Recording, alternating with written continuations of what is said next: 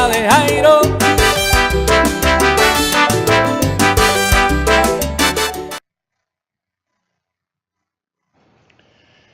Hola comunidad, bienvenidos y un grato reencuentro.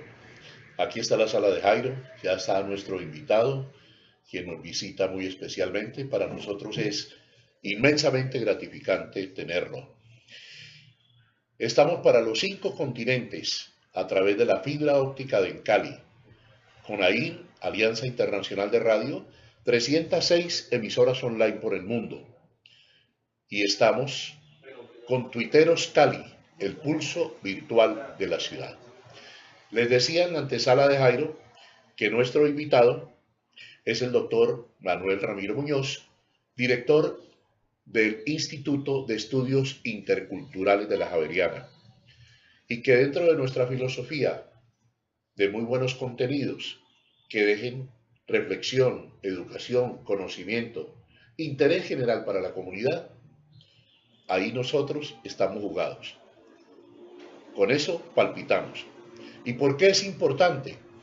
Es importante porque hay un acuerdo histórico en el país para una inyección económica a la educación superior pública y porque hubo un movimiento estudiantil organizado hasta cierto punto con todo el derecho, cuando se hace civilizadamente, porque ellos mismos se encargaron de sacar inclusive algunos infiltrados que estaban encapuchados. Pero no se encontraban las partes, ni el gobierno, que decía que no había la plata, que era un punto fundamental de los estudiantes, ni precisamente el movimiento estudiantil. Esto, para tratarlo más adelante, por lo menos para este servidor, tiene algo significativo, y es que dentro de los líderes que hubo en el movimiento, hubo estudiantes de universidades privadas. Entonces, para mí es tan significativo esto, que en Colombia nos encontremos para sacar puntos importantes para todos quiero decir, desde todos los estratos socioeconómicos, que nos encontremos. Reitero, por ejemplo, con la noticia que nos hemos encontrado hoy, una concertación sobre el salario mínimo. Todas las centrales obreras, el gobierno, y no por decreto. Entonces, eso es bueno para el país. Es un verdadero placer, pues, tener al profesor Manuel Ramiro Muñoz con nosotros. Bienvenido. ¿Cómo está, Jairo? Qué gusto estar aquí con usted. Muchísimas gracias, qué placer.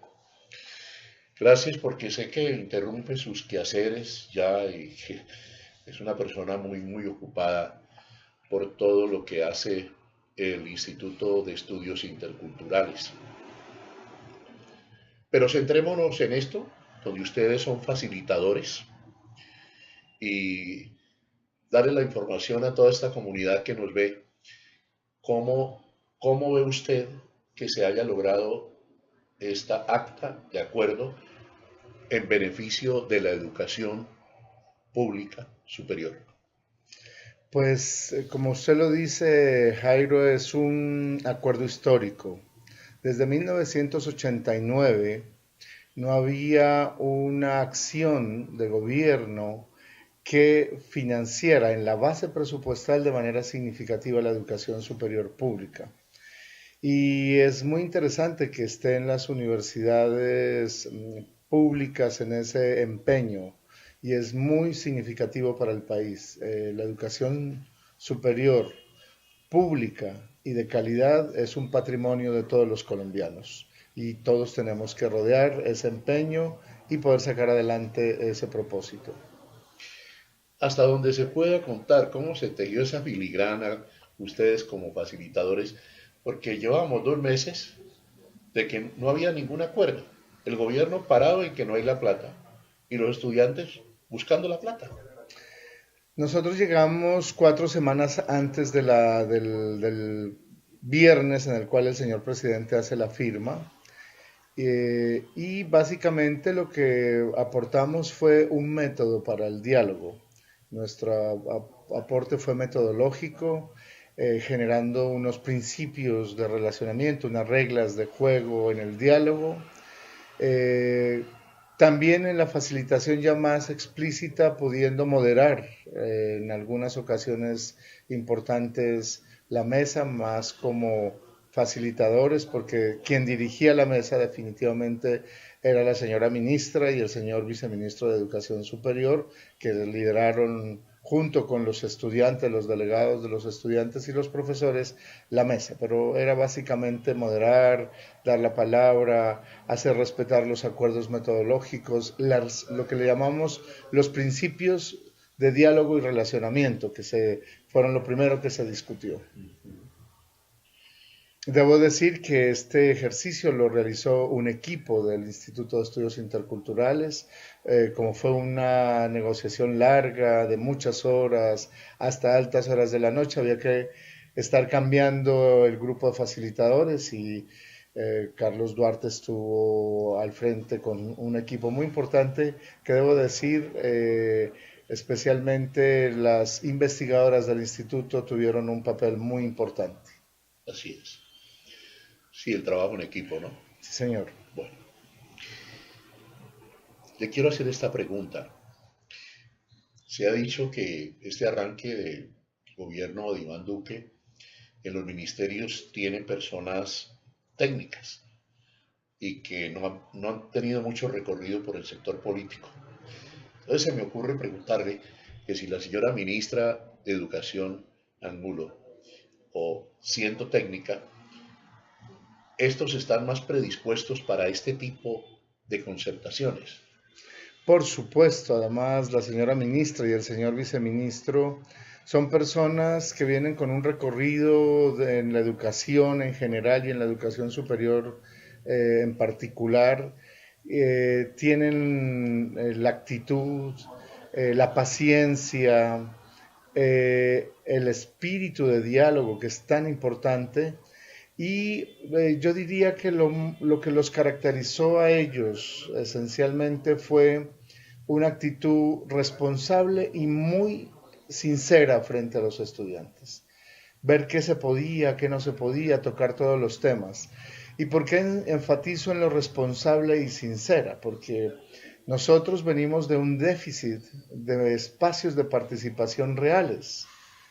Y digo reales porque la mayoría de los espacios de participación son ficticios. Le pongo un ejemplo. Desde 1991, las comunidades indígenas del Cauca han firmado 1.201 acuerdos de carretera. Entonces viene el funcionario público, político, tradicional, se inventa cualquier cosa, hace firmar cualquier documento. Lo que le importa a él es apagar el incendio, no una actitud responsable, sincera, seria, de solución al problema. El que sea, pequeño, grande, pero serio. Eso lo tuvieron estos dos líderes del Ministerio de Educación, tanto la señora ministra como el señor viceministro. Eso hizo que los estudiantes pues también se sentaran, que eso no era un asunto de 2 o 3 negociaciones o de 4 protestas fuera presionando, sino que había que hacer un diálogo responsable, serio, inteligente. La contraparte, en este caso los estudiantes, realmente a mí me dejan con una esperanza en el país profunda, porque son jóvenes inteligentes, con visión, con sentido de servicio, de sacrificio, porque hasta altas horas de la noche, también con la paciencia necesaria, con la búsqueda del bien mayor y del bien común. Yo creo que el protagonista de este ejercicio, sin lugar a dudas, han sido los estudiantes, un movimiento estudiantil que nos devuelve la fe en el país, porque son nuestros jóvenes, jóvenes estudiosos, llegaron con cifras, con conceptos claros, con propuestas, y además muy inteligentes, porque en el momento en que había dificultades también buscaban la manera de que la cosa saliera adelante. Y yo creo que eso fueron recompensados con el gran apoyo ciudadano, tanto de sus compañeros en las universidades, como el respaldo de universidades privadas, el ICESI, Eso la vamos a hablar, Javeriana, sí. EAFIT, salieron a marchar en su momento, porque aquí no funciona público-privado, aquí funciona una educación superior de calidad, es un patrimonio de los colombianos. La UNESCO dice que la mejor inversión de mediano y largo plazo o la mejor estrategia para el desarrollo de los pueblos es la educación superior. Entonces, creo que había la conciencia de que estábamos manejando un tema estratégico importante. Creo que podemos seguir avanzando en este diálogo. Yo me hago mucha ilusión pensar en que esta es la cuota inicial de lo que podría ser un primer pacto de Estado, donde estén empresarios, no solamente un pacto de gobierno y estudiantes, sino donde el gobierno lidere un pacto de Estado con los 8 partidos políticos, con los empresarios, con las universidades públicas, con los movimientos sociales, todos en función de decir, en este país tendremos una educación superior de calidad que permita ser la palanca para el desarrollo económico, social, cultural de todo nuestro pueblo. Pues bien, comunidad, esta es la introducción y en este segmento hay cosas muy interesantes de qué hablar ahora, de velarlas, entregarlas a ustedes sobre este histórico acuerdo entre el movimiento estudiantil y el gobierno nacional. Al fin se logró una cifra de 4,5 billones de pesos en el cuatrenio de Iván Duque. Ya regresamos aquí a la sala de Jairo.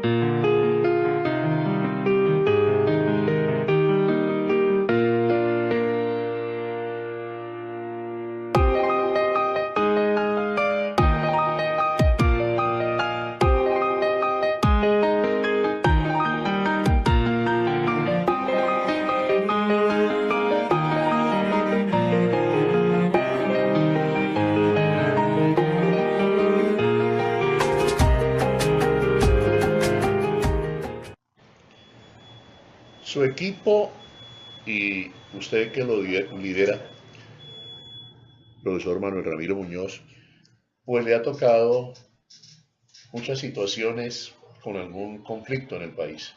¿Sí? Eh, ¿Cómo hacemos precisamente para que esto que está ocurriendo ahora, que concertamos, que reunimos y que sacamos algo con una muy buena unión adelante, como este de la educación, como este del salario mínimo, y lo que usted propone, que sea precisamente un arranque de un pacto nacional? Hace rato hablamos de esos pactos nacionales, pero no se cumplen. De Estado. Sí, planes de Estado, no del gobierno inclusive actual, sino de todos los gobiernos, planes de Estado. Entonces, la pregunta es, nosotros como sociedad, incluyendo todos los actores, y usted que maneja precisamente esa facilidad para establecer el puente y encontrarnos, ¿qué es lo que primero debemos de poner? ¿Qué es lo que primero debemos sacar de este tipo de reuniones? Yo pienso que lo más difícil en estos temas es la polarización ideológica electoral. Y no hablo de la polarización política, que es muy buena, que es muy importante, que políticamente nos debatamos sobre el modelo de Estado, de sociedad. No hablo de la polarización política. Hablo de la polarización ideológica electoral, que sucede cada que hay elecciones regionales o nacionales. Yo uso la metáfora que es como una especie de gran borrachera nacional. Cuando usted no está metido en esa lógica electoral ideológica, es como cuando usted llega a una fiesta 5 horas después y la gente tiene ya sus whiskies encima. Uno no entiende lo que están hablando, están borrachos. En un movimiento social X, llego y en la campaña decían, este es nuestro año, compañero, vamos a hacer, voy a una junta directiva de un gremio muy importante, no, y ahora sí ganaremos. O sea, yo digo, ¿qué es lo que vamos a ganar? Le ponemos como todo, el alma, la vida. Yo por eso simbólicamente digo que deberíamos hacer política los 364 días del año y dejar de hacer política En- un solo día al año, el día de las elecciones, entendiendo la política como la búsqueda del bien mayor, del bien común, de aquello que nos permitiría salir adelante como país, nuestra rapiña en la que todos le han borrado a la pirinola, el todos ponen, pone uno, pon dos, pon tres, sino ahora es toma uno, toma dos, toma todo. Y está borrado de la pirinola, del juego de la pirinola, el pon uno, pon dos, todos ponen. Si nosotros no jugamos a que pon uno, pon dos, todos ponen, nunca hay para toma uno, toma dos. Deberíamos borrarle el toma todo también. No tenemos ese sentido de futuro, sino es una cosa inmediatista, de corto plazo. Vuelvo a mi ejemplo clásico del funcionario público que llega a una manifestación, a una movilización, miente, firma lo que no puede cumplir. El ejemplo de los indígenas, 1201 acuerdos firmados de carretera, incumplibles. En este momento se les debería entregar al Cauca el equivalente a armar 5 pisos en tierras. En el Cauca no podemos hacerle 5 pisos de tierras al Cauca, pero es lo que está prometido en los distintos acuerdos de carretera, en los distintos acuerdos. Entonces yo creo que el funcionario público, el líder social, porque eso tiene su contraparte, juegan a lo inmediato, juegan al corto plazo, no hay la visión de la construcción de futuro. Eso para mí es la dificultad más grande y pues vemos la polarización ideológica electoral en la que estamos enfrascados, que nos tiene realmente paralizados. Insisto, la polarización política es un síntoma positivo de democracia, el que tengamos visiones diferentes sobre el Estado, la sociedad, la economía, es muy importante, pero no esta lucha absurda, cerrada por el poder, defendiendo posiciones infranqueables. Yo creo que ese es el mayor obstáculo. ¿Por qué no hemos logrado esto si hubo un presidente, Virgilio Barco, en que precisamente creó el tema de gobierno-oposición? Y lo entiendo perfectamente. ¿Por qué la oposición tiene que ser tan visceral, a veces sin argumentos, sino con unos ataques que laceran, que no surten ningún efecto bueno, ni para quien lo recibe ni para el país? Pues yo pienso que ahí hay un asunto muy complicado en todos estos temas y es eh, que nosotros tratamos de resolver nuestros conflictos por medio de la violencia y las violencias en general. El profesor Galton, un gran estudioso de los estudios comparados de paz, es un gran estudioso de la paz, de la violencia, él sostiene que la paz no es la ausencia de conflictos, es la tramitación de nuestros conflictos por fuera de las violencias, porque los conflictos siempre estarán. Es más, la vida es conflicto, vivir en sí mismo es un conflicto, entonces suprimir el conflicto es suprimir la vida misma, pero la violencia no es parte de nuestra naturaleza social, económica, política. Entonces él habla de 3 grandes violencias. La violencia directa o armada. Entonces, ¿cómo hacer para resolver nuestros conflictos sin que esté mediada la violencia armada? Estamos tratando de cerrar un ciclo de 50 años, una transición difícil, todavía lo nuevo no aparece, lo viejo no acaba de desaparecer, estamos ahí en esa transición muy difícil sobre la violencia directa armada. Hay una segunda violencia que son las violencias estructurales, habla él. la violencia económica, social, cultural, que hace que miles de seres humanos no tengan las mínimas condiciones de vida digna para vivir. Hay que suprimir esa violencia en medio de los conflictos sociales, económicos, políticos. Pero hay una tercera violencia, que es la violencia simbólica, que es esa violencia que hace que yo suprima, niegue, invisibilice al otro distinto a mí. Si yo soy heterosexual al homosexual y viceversa, si yo soy blanco al negro, si yo soy de una sociedad mayoritaria a la sociedad minoritaria, si yo soy liberal al conservador, si yo soy de extrema derecha al de extrema izquierda, esa violencia simbólica que invisibiliza, niega e incluso suprime simbólicamente al otro está a la base de todas estas violencias. Galtung dice que para resolver los conflictos armados se demoran los pueblos entre 5 y 9 años. Eso es lo que ha durado los últimos procesos de paz con los grupos armados.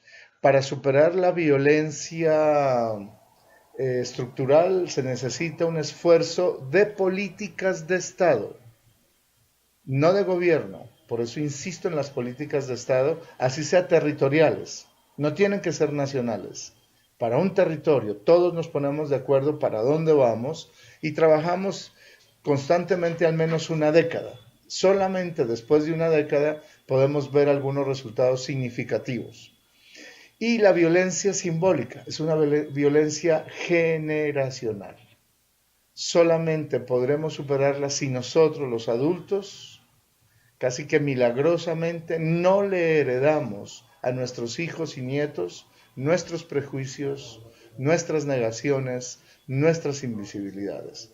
Y ahí para mí es lo más difícil. ¿Por qué? Porque superar nuestros prejuicios es un asunto muy duro, porque tiene que vérsela uno con uno mismo, en su interioridad, en su intimidad.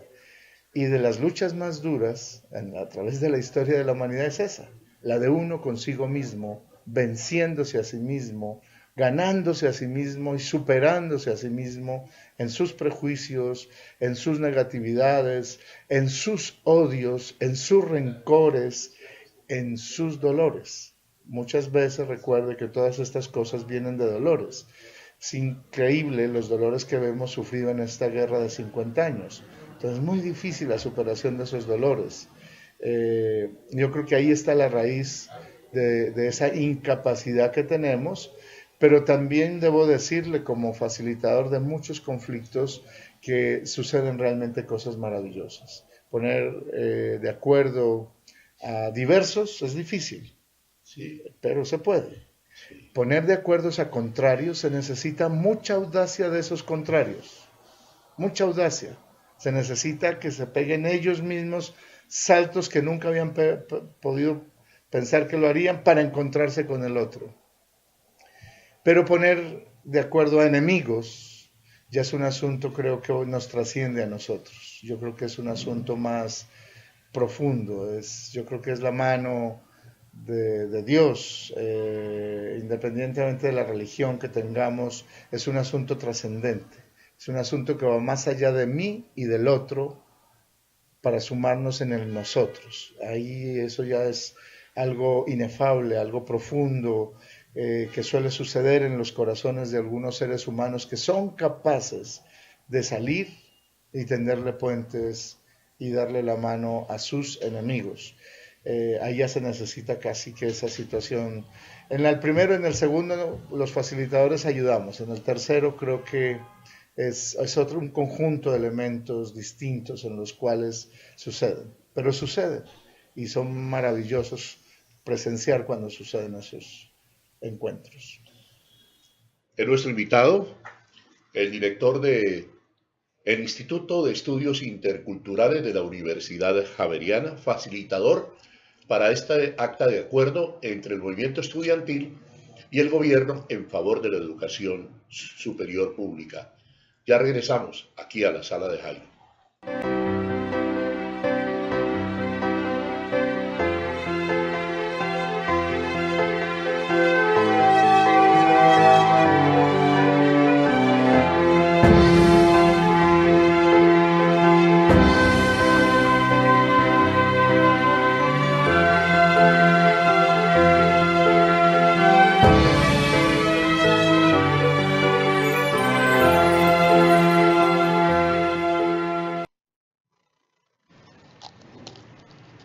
Profesor Manuel Ramiro, ¿qué lo lleva a usted a tener esa esperanza de aquí en adelante con las cosas que están sucediendo?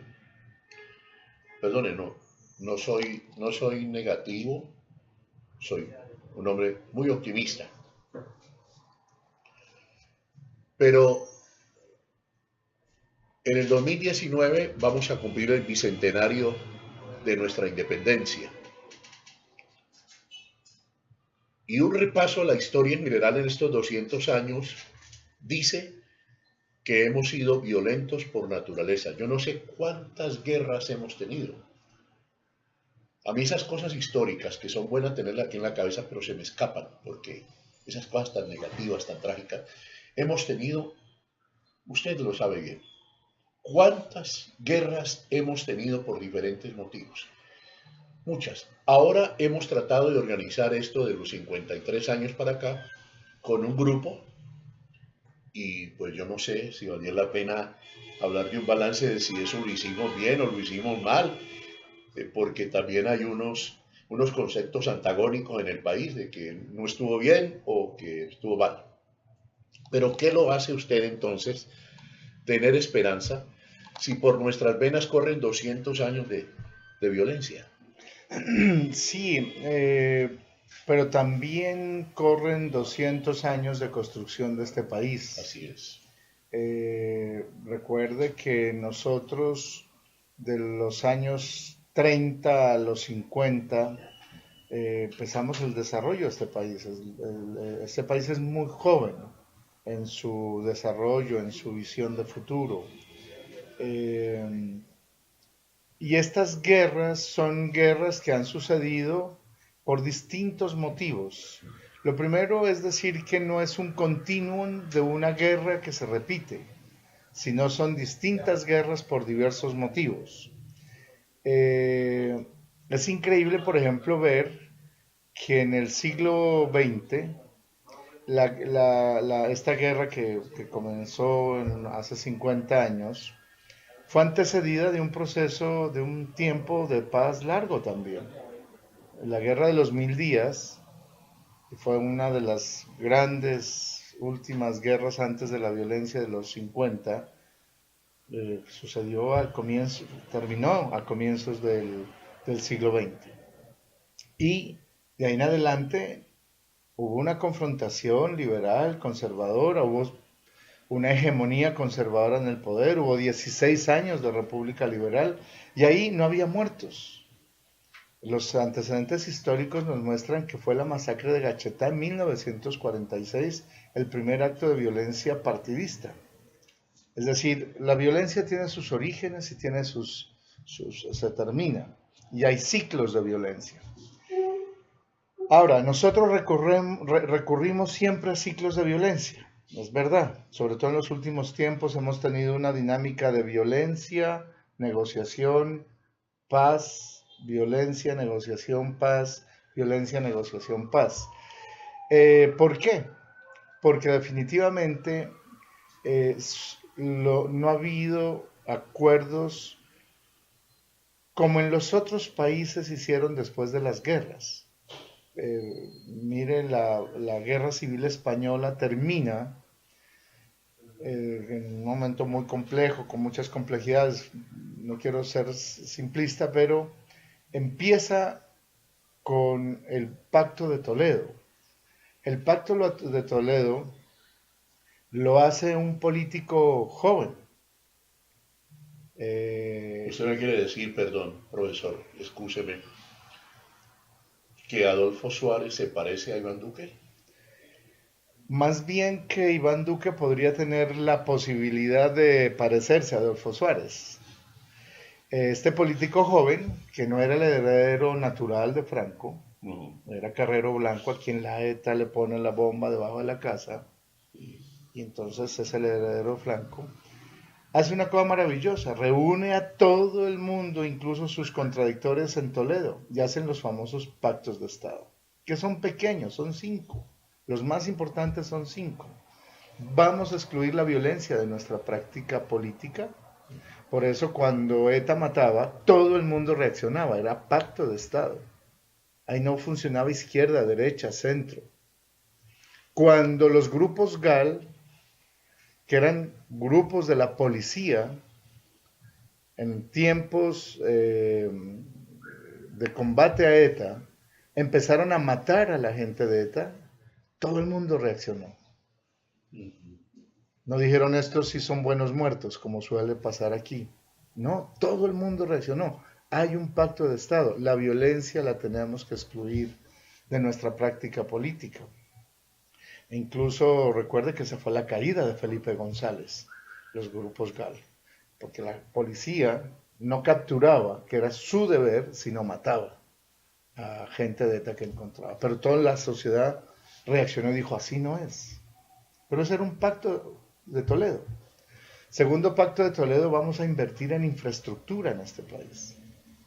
Afortunadamente, luego vino la Unión Europea, pero encontró a España con infraestructura, porque hubo una política de Estado, no importaba si ganara el PP o el Partido Socialista, las carreteras, los aeropuertos, los sistemas de riego, todo aquello que significara la productividad, la infraestructura para la productividad de España, pacto de Estado.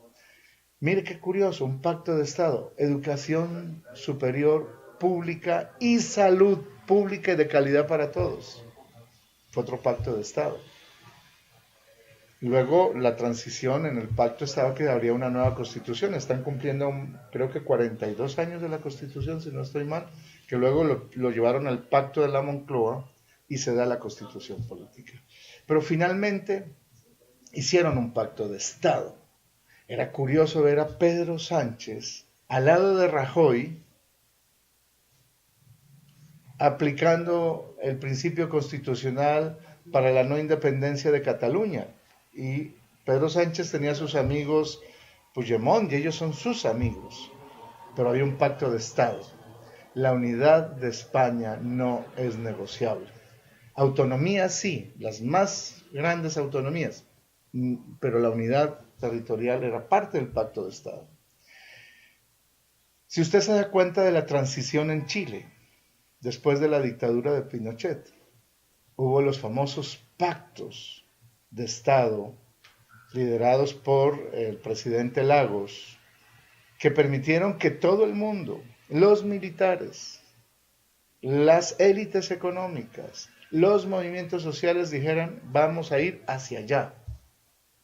Y también tenía que ver con el desarrollo económico, con la infraestructura y sobre todo con la vuelta a la democracia después de la dictadura.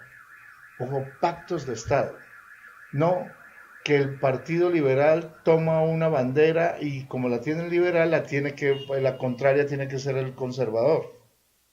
Que la coge la derecha y como lo dijo la derecha, entonces no vale, pero si lo dice la izquierda vale, o si lo coge la izquierda, la derecha dice como es una bandera de ellos no me sirve, no. Pactos de Estado. Y también de alguna manera hubo un pacto de Estado muy importante en Perú con la Comisión de la Verdad para pasar la página tan dura en el momento del terrorismo y la respuesta al terrorismo en Perú. He puesto 3 ejemplos para decirle, nosotros no hemos llegado a eso.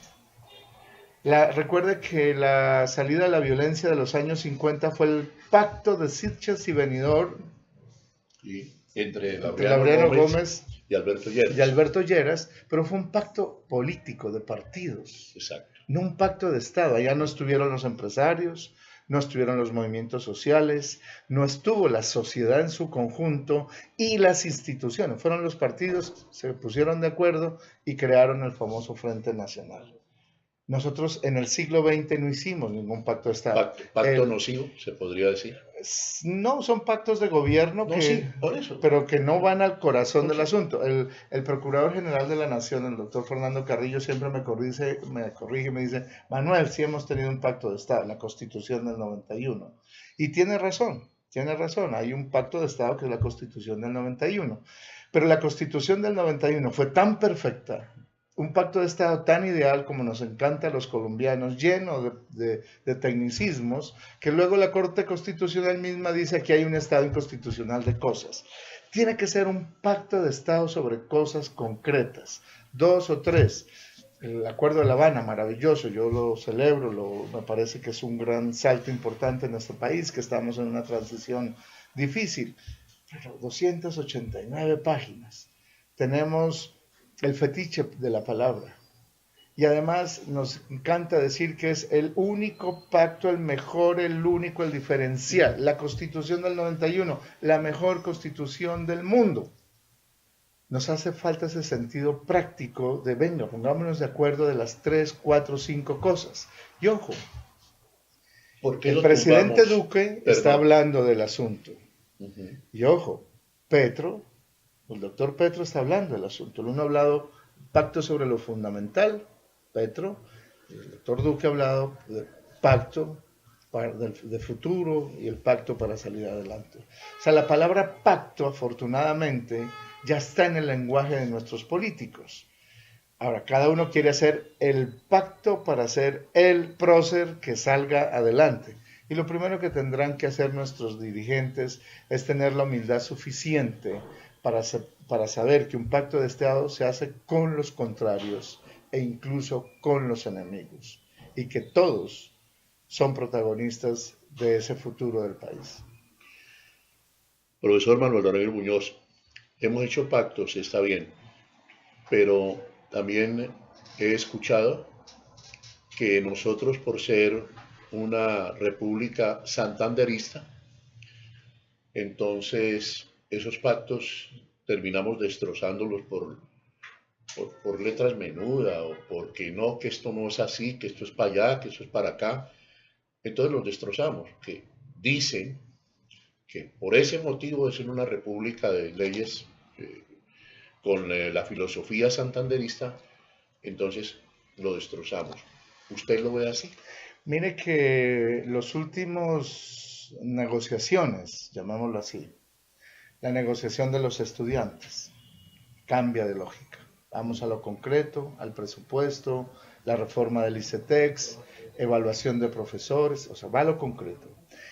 El acuerdo que realizan los líderes del paro cívico en Buenaventura termina en 10 billones de pesos creando un fondo autonómico para el desarrollo de Buenaventura. Es concreto.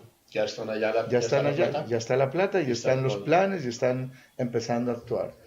Los movimientos indígenas ya se cansaron de firmar pactos para que les incumplan, para que la siguiente movilización, y están armando una propuesta seria al gobierno. Yo creo que estamos cambiando hacia cosas concretas que nos permitan salir de los problemas de manera profunda, seria y con una visión de mediano y largo plazo, que esto no es para ir a apagar un incendio, para salir del paso, sino meterle el diente a los problemas. Cierro diciendo, yo creo que el país debe alegrarse con el acuerdo entre el movimiento estudiantil y el movimiento universitario, porque no fueran solamente estudiantes, sino fueron profesores. Recuerde, fueron los rectores. Es un movimiento universitario. Y el gobierno, que ha hecho un acuerdo, como el mismo presidente lo dijo, responsable. Si el gobierno sigue obrando con ese nivel de responsabilidad, yo creo que en poco tiempo se despejarán las dudas de que por qué la mermelada no se da un poquito, porque que lo dejen gobernar. Yo creo que deberíamos darle un compás de espera al gobierno para ver cómo funciona estas decisiones que se están tomando. Yo lo digo desde la perspectiva de facilitador en el acuerdo de la educación superior. Se concedió con mucha responsabilidad, los estudiantes lo reconocieron y se da un primer paso importante en la reforma universitaria que el país necesita, comenzando por su financiación. Es nuestro invitado a la sala de Jairo, el profesor Manuel Ramiro Muñoz, director del Instituto de Estudios Interculturales de la Universidad Pontificia Javeriana de Cali. Ya regresamos a la sala de Jairo.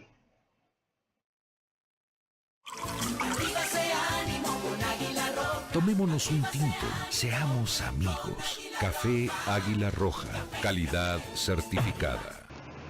Entonces, ¿usted cree, profesor, que ya estos nuevos acuerdos no van a ser sometidos a una lupa jurídica que de pronto los modifique.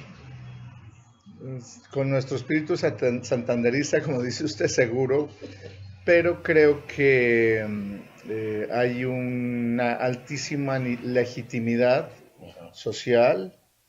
Yo creo que el país en general, no solamente la educación superior pública, sino el país en general aprueba estos acuerdos. Sabe que un país sin educación superior no sale adelante. La educación superior también adquiere compromisos en el acuerdo de revisar costos, generar mayor calidad, mayor cobertura. La universidad tendrá que hacer un ejercicio juicioso de administrativo. Es decir, hay muchos temas que están ahí en la mesa que los mismos estudiantes lo pusieron, que fue maravilloso, que nos permita fortalecer la educación superior del país. Este país se ha destacado por tener mentes brillantes, gente muy capaz.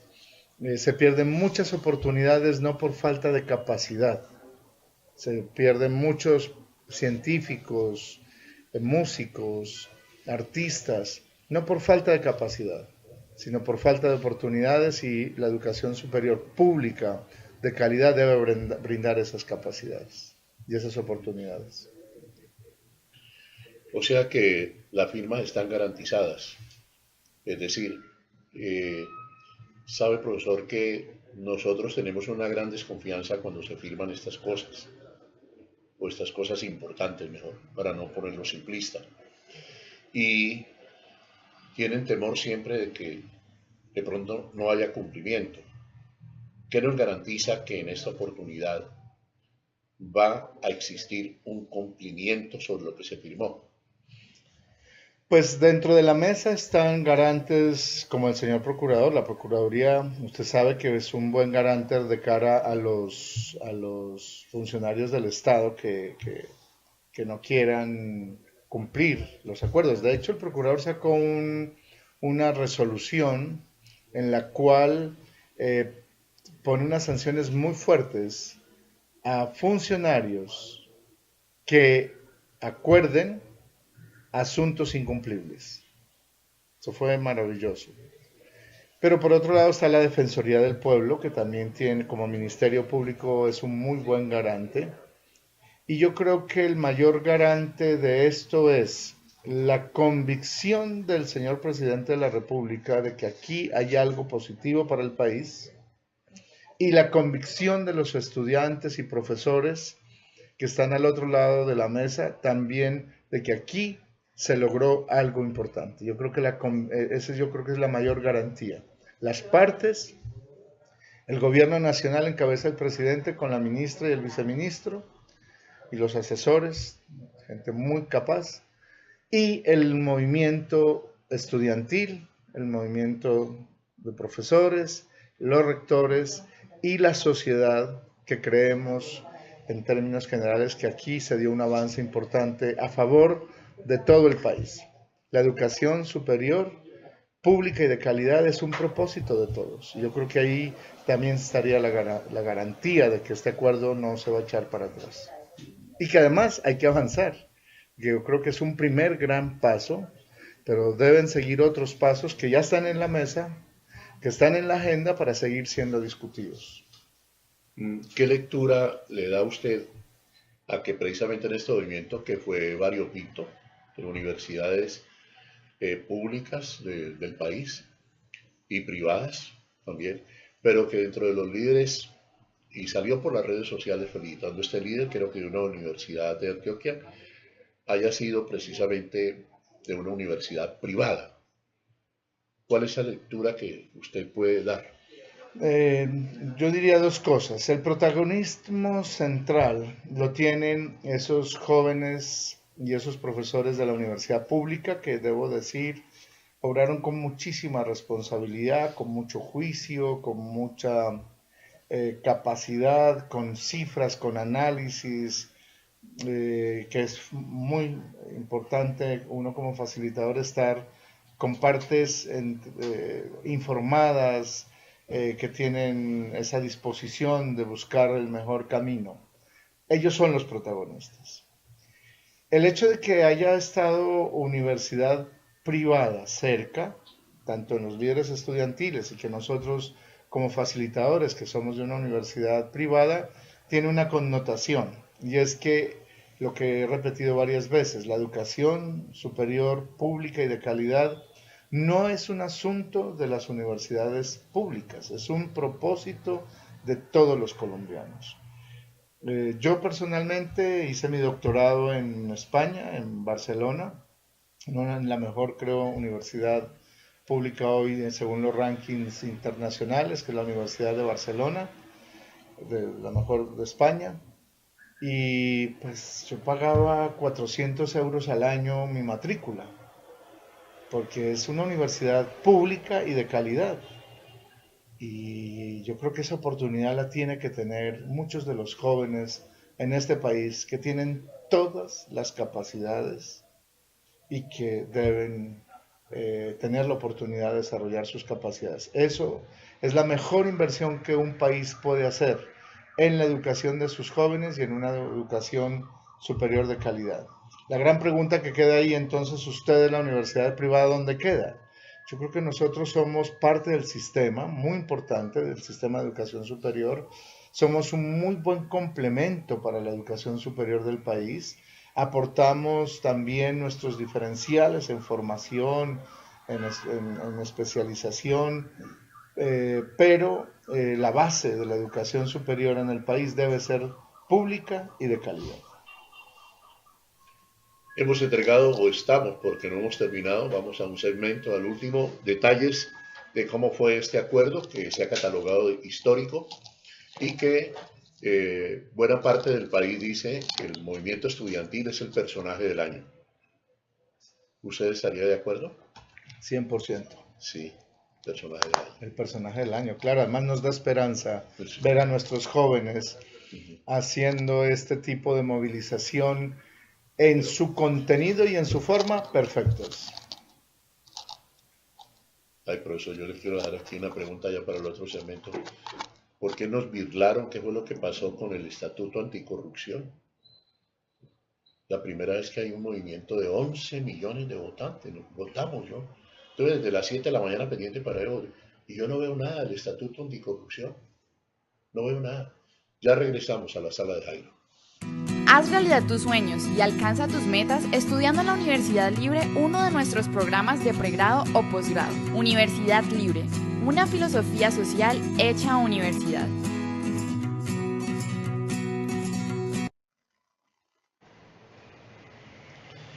Bueno, pero en esta filigrana como facilitador, que fue inclusive el único, ¿no? El Instituto de Estudios Interculturales, como ha sido el único en otras cosas también muy importantes.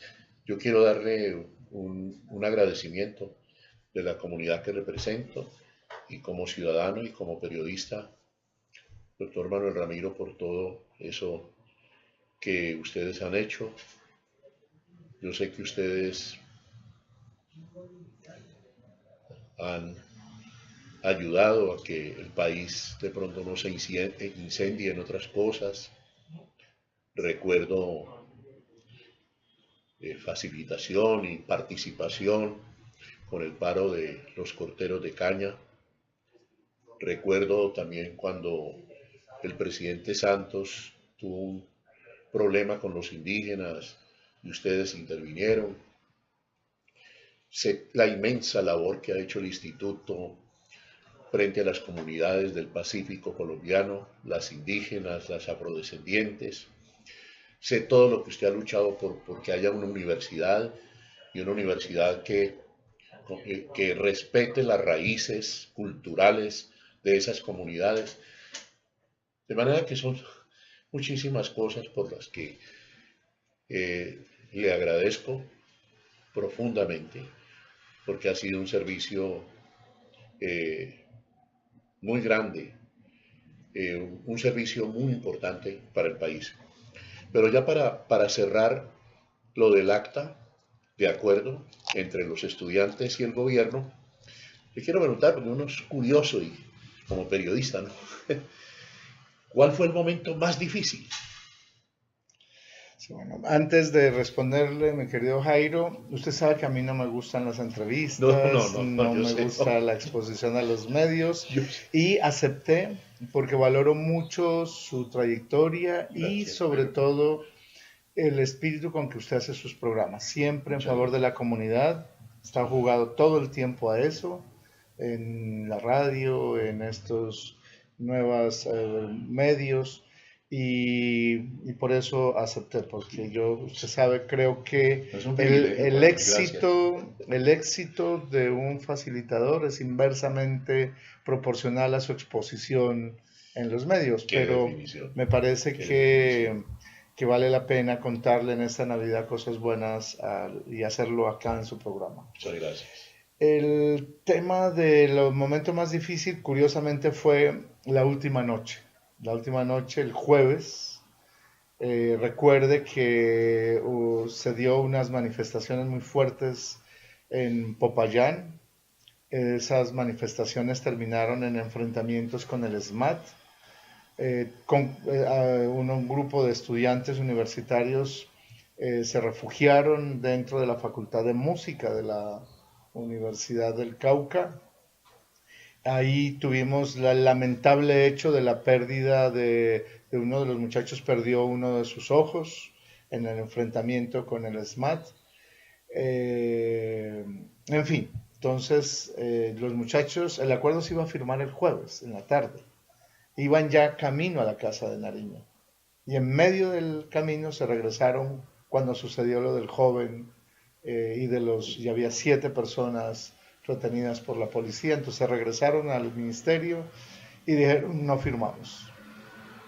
Y no se pudo firmar. Entonces ese momento fue de mucha tensión, fue muy difícil, pero gracias al viceministro Luis Fernando Pérez, a la viceministra, al general Herrera, que era la persona que estaba al frente del operativo y de la acción de emergencia social en Popayán. Se nos ha olvidado meter ese actor, porque hemos hablado de estudiantes, facilitador como el instituto, el gobierno a través de la ministra de Educación, pero estuvieron las Fuerzas Armadas. Jugando un papel muy importante, no dejándose provocar, en fin, los estudiantes también ayudaron a que cualquier brote de violencia se pudiera controlar. Bueno, el general Herrera, que cumplió un papel muy importante esa noche, coordinando y organizando todo, y después de 3 horas de trabajo permanente y continuo, se logró que los estudiantes salieran con garantías, que los retenidos fueran entregados a la Defensoría del Pueblo, que se levantaran actas para hacer la investigación pertinente y con garantías respecto a un posible uso de fuerza excesiva de parte del SMAT, en fin. Y ahí yo pude tomarle el pulso a los negociadores del gobierno, a los muchachos que obraron con una inteligencia y una sensatez en medio de la tensión y como dispuestos a salir adelante. Ese fue el momento más fuerte y más tensionante y por eso esa noche, ya a la medianoche, cuando se concluyó todo, sabíamos y teníamos la certeza de que al otro día se firmaría el acuerdo y tendríamos esa buena noticia para el país. Sí. Queda entonces ahora la siguiente pregunta en la que quedamos. Yo pienso que los temas políticos tenemos que verlos en proceso. Los 11 millones de colombianos que estamos en contra de la corrupción y otros tantos que también están en contra de la corrupción, no es un momento puntual, es un proceso. Para mí era natural que se resistieran muchos de los líderes de la corrupción y muchos de ellos están, usted y todos lo sabemos, en el Congreso. No quiere decir que el Congreso en general sea corrupto, hay gente con mucho espíritu de servicio y con el sentido del bien mayor en todos los partidos, lo reconocemos en todos los partidos, pero definitivamente hay unas fuerzas que saben que ese es su fin, para tener el botín del Estado. Es que estamos hablando de 50 billones de pesos al año que perdemos por fruto de la corrupción, datos oficiales del gobierno.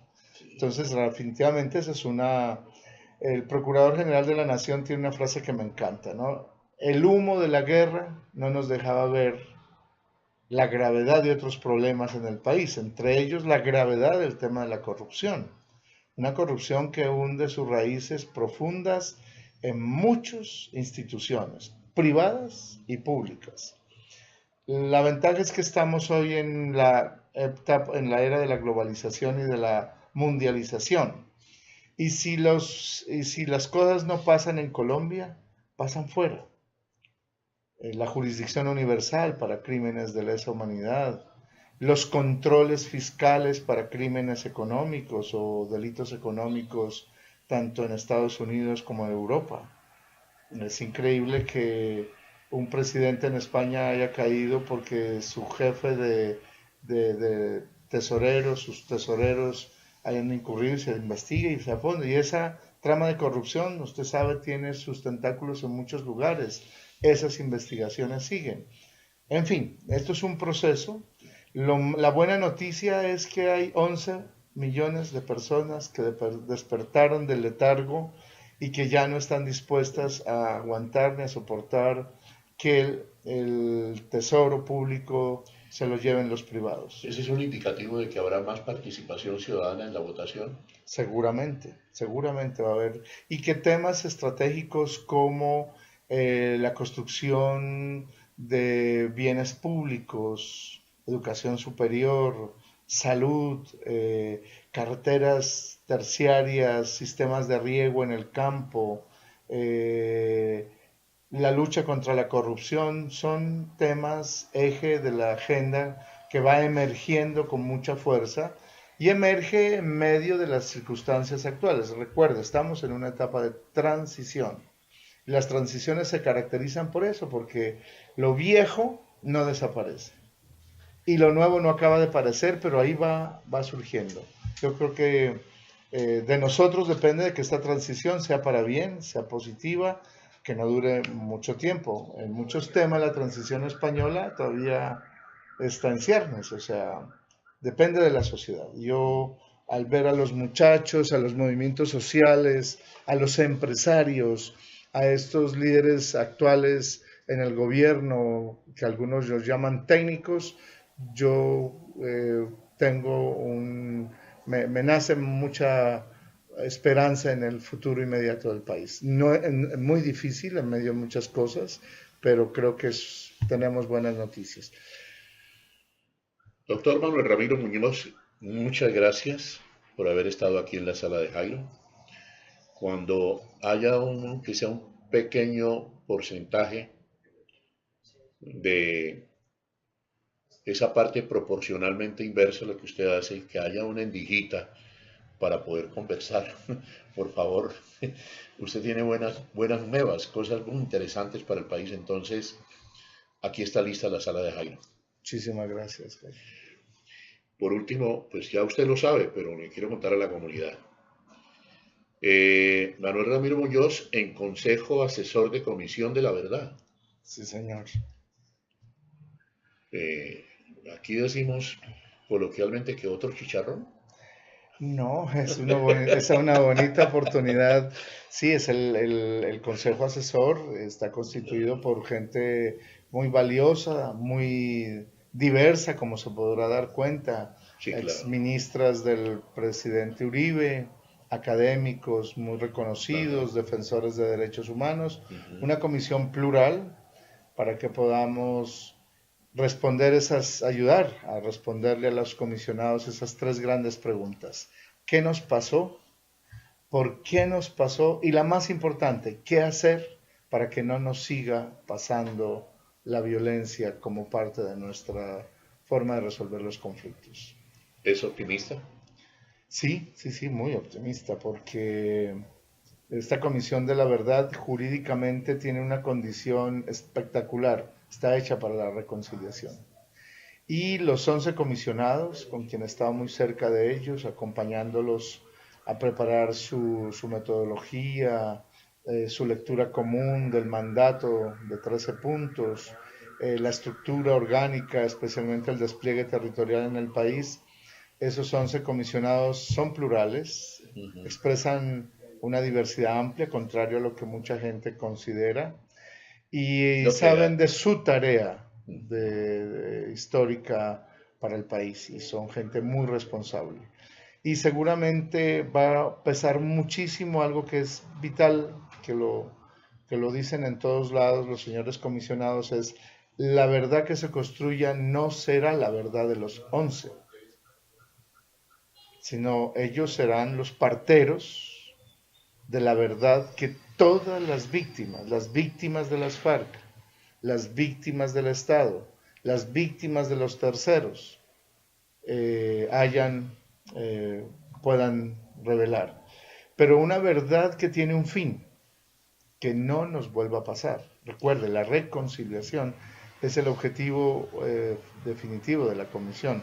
Por eso no tiene implicaciones jurídicas las investigaciones que la comisión haga.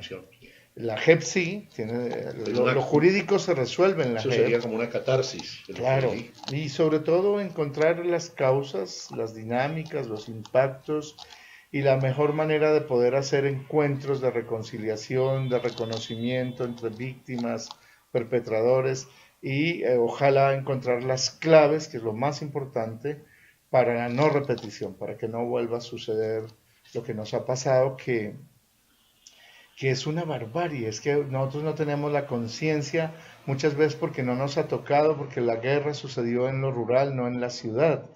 Pero ¿usted sabe cuántos fueron los muertos de toda la guerra de ETA? No. ¿Se imagina un número, Jairo? Me imagino 6 millones. 780 muertos. Es lo que produjo toda la guerra de ETA. Nosotros tenemos 2.000 masacres, 7.000 llamados falsos positivos, 6 millones de víctimas, 780 asesinatos, muertos en la guerra de ETA. Pero hubo una sociedad dispuesta a reaccionar y a no permitirlo. Perdón, el parangón con Colombia en estos 53 años, ¿cuánto llevamos?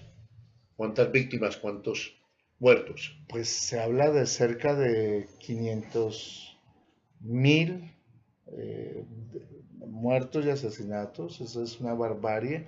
Pero las 2.000 masacres, los llamados falsos positivos, o sea, es una barbarie inmensa y una insensibilidad al otro lado de nosotros impresionante. Pero 780 muertos paralizaron para muchas veces a España, obligaron a la disolución de ETA. Los vascos se pusieron a crear condiciones distintas para quitarles el peso social y político y lo lograron. Mire que la disolución de ETA se dio porque lo que buscaban los vascos lo construyeron, una mayor autonomía, casi independencia. Como la misma de Cataluña. Tenían autonomía fiscal. No es el Estado español el que les negocia cuánto les va a mandar a los vascos, sino al revés, cuánto los vascos le mandan al Estado español para mantener el Estado nacional. Entonces, pero fue una sociedad que se propuso salir adelante y evitar. Pero a mí me impresiona mucho que 780 muertos en España. ¿780 u 80.000? 780, no, menos de 1.000. Menos de 1.000, esto es. Y nosotros solamente 2.000 masacres, podemos contar en memoria histórica. 6 millones de víctimas, una cantidad increíble de desplazados. O sea, es una barbarie lo que hemos vivido. Los solamente falsos positivos superan los desaparecidos argentinos. O sea, ya no podemos seguir en la barbarie. Por eso a mí me parece absurdo cuando dicen, pues no, sí, se negoció con las FARC y ya. Es que ya no hay muertos. es que el hospital militar no recibe heridos a nuestros soldados. Y sí me parece realmente loco, desquiciado, cuando alguna gente dice, bueno, que se prepare el hospital militar que ya vamos a volver otra vez a la guerra, como si eso fuera un asunto simple. Yo pienso que la sociedad tiene que reaccionar frente a la violencia y a la barbarie que nos ha consumido. Nos ha consumido lo más importante de nosotros, nuestro espíritu, nuestro corazón. No reaccionamos. Buen muerto sería. Algo andaría haciendo mal. Ese es un buen muerto. Expresiones absurdas, absolutamente absurdas. Un país tan rico, de gente tan inteligente, tan exquisita, tan culta, pero cada vez con esa insensibilidad tan profunda, frente a una barbarie que la tenemos por todos lados, que lastimosamente solamente la sentimos cuando nos llega directa y nos produce más odio, más venganza, más reacción. Profesor Manuel Ramiro Muñoz, muchas gracias. De nuevo, muy amable. Gracias. Un gusto, Jaime. Gracias. Bueno, comunidad, hoy hemos hecho la sala de Jairo, la antesala, hemos compartido unas interesantes noticias de primera página de los diarios y luego esta conversación con el director del Instituto de Estudios Interculturales de la Universidad Javeriana, Manuel Ramiro Muñoz, como facilitador de este acuerdo histórico de estudiantes. Y reitero que hay dos noticias, ¿sí? Buenas. Hay muchas más, pero voy a estar dos buenas, ¿sí? Tenemos concertación. No es por decreto ley el salario mínimo. No. Yo no sé cuánto hace que esto no se daba. Siempre era por decreto ley presidencial. Esto sea así y esta es la suma que se va a subir. Me parece que han participado los empresarios, hay que agradecerles. Eso es un esfuerzo también de los empresarios. Desde luego, ellos se levantan todos los días a trabajar, a dar, a invertir y a mover la máquina para que haya emprendimiento, para que haya desarrollo empresarial en Colombia, más que emprendimiento. Y también ayudan en el emprendimiento, ¿verdad? Y todos los sindicatos, todas las centrales obreras y el gobierno, con empresarios. Esa es una gran noticia. Qué bueno que sigamos concertando todo.